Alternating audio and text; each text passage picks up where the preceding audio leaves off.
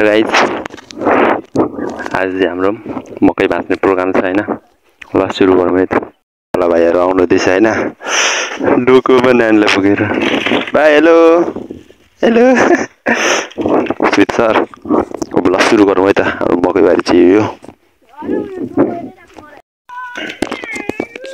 ल मेरो भाइ चाहिँ रेडी हुँदैछ चप्पल लगाएर अब यता मकै भाँच्न थालिसक्यो। यसरी मकै भाँच्ने हो। कुसित मकै भाँच्न लु मकै भाँच्न छिटो। मकै भाँच्न आएको हैन? ओ सानु मकै भाँच्न आएको हैन तिमी पनि? ह? लु केटाहरुले आज छिटै सक्ला जस्तो छ। यसो रफ्तार हेर्दा त छिटो छिटो गएर डोको भराउनै आँटिसकेछ हैन? कति छिटो हो? ल छिटो गर